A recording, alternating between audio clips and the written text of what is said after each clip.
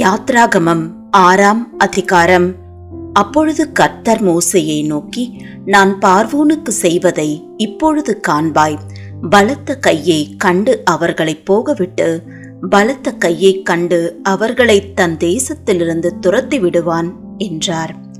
மேலும் தேவன் மோசேயை நோக்கி, நான் யெகோவா, சர்வ வல்லமையுள்ள தேவன் என்னும் நாமத்தினால் நான் ஆபிரகாமுக்கும் ஈசாக்குக்கும் யாக்கோபுக்கும் தரிசனமானேன்.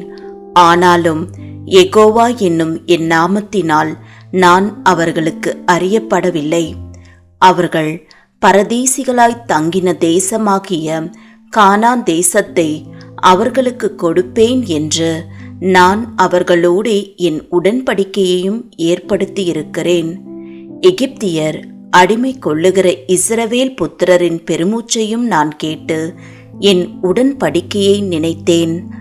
ஆதலால் இஸ்ரவேல் புத்திரரை நோக்கி, நானே கர்த்தர், உங்கள் மேல் எகிப்தியர் சுமத்தின சுமைகளை நீக்கி நான் உங்களை விடுவித்து உங்களை அவர்கள் அடிமைத்தனத்திற்கு நீங்களாக்கி ஓங்கிய கையினாலும் மகா தண்டனைகளினாலும் உங்களை மீட்டு உங்களை எனக்கு ஜனங்களாக சேர்த்து கொண்டு உங்களுக்கு தேவனாயிருப்பேன்.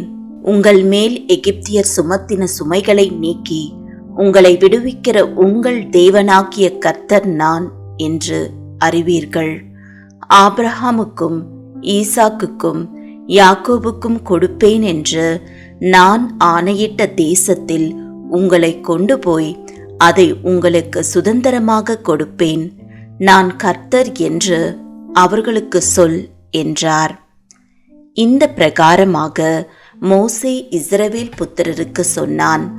அவர்களோ மனமடிவினாலும் கொடுமையான வேலையினாலும் மோசேக்கு செவிகொடாமற் போனார்கள். பின்பு கர்த்தர் மோசேயை நோக்கி, நீ எகிப்தின் ராஜாவாகிய பார்வோனிடத்தில் போய் அவன் தன் தேசத்திலிருந்து இஸ்ரவேல் புத்திரரை போக விடும்படி அவனோடே பேசு என்றார். மோசே கர்த்தருடைய சந்நிதானத்தில் நின்று, இஸ்ரவேல் புத்திரரே, எனக்கு செவி கொடுக்கவில்லை. பார்வோன் எனக்கு எப்படி செவி கொடுப்பான்? நான் விருத்த சேதனம் இல்லாத உதடுகள் உள்ளவன் என்றான். கர்த்தர் மோசேயோடும் ஆரோனோடும் பேசி இஸ்ரவேல் புத்திரரை எகிப்து தேசத்திலிருந்து அழைத்து கொண்டு போகும்படிக்கு அவர்களை இஸ்ரவேல் புத்திரரிடத்திற்கும் எகிப்தின் ராஜாவாகிய பார்வோனிடத்துக்கும் கட்டளை கொடுத்து அனுப்பினார்.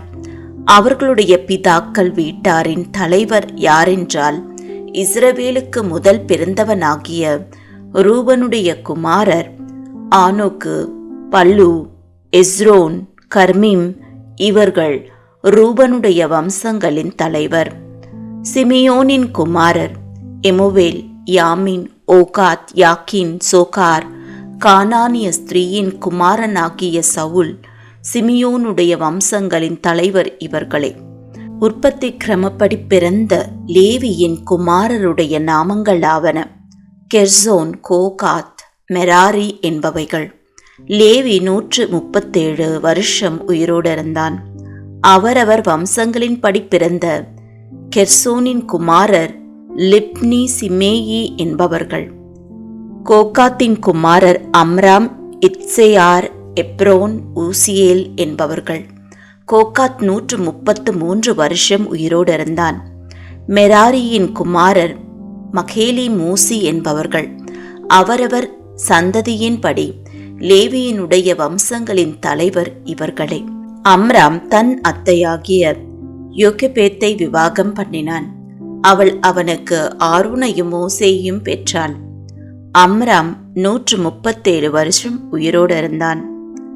இத்சேயாரின் குமாரர் கோராக்கு, நெப்பேக், சித்ரி என்பவர்கள். ஊசியேலின் குமாரர் மிசாவேல், எல்சாபான், சித்ரி என்பவர்கள். ஆரோன் அம்மினதாபின் குமாரத்தையும் நகசோனின் சகோதரியுமாகிய எலிசபாலை விவாகம் பண்ணினான். இவள் அவனுக்கு நாதாபையும் அபியூவையும் எலெயாசரையும் இதாமாரையும் பெற்றாள். கோராகின் குமாரர் ஆசீர், எல்கானா, அபியாசாப் என்பவர்கள். கோராக்கியரின் வம்சத் தலைவர் இவர்களே. ஆரோனின் குமாரனாகிய எலியாசார் புத்தியேலுடைய குமாரத்திகளில் ஒருத்தியை விவாகம் பண்ணினான். அவள் அவனுக்கு பினேகாசை பெற்றாள். அவரவர் வம்சங்களின்படி லேவியருடைய பிதாக்களாகிய தலைவர் இவர்களே.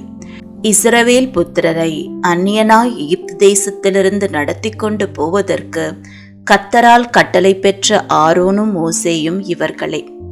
இஸ்ரவேல் புத்திரரை எகிப்திலிருந்து நடத்தி கொண்டு போவதற்கு எகிப்தின் ராஜாவாகிய பார்வோனோடே பேசின மோசேயும் ஆரோனும் இவர்களே.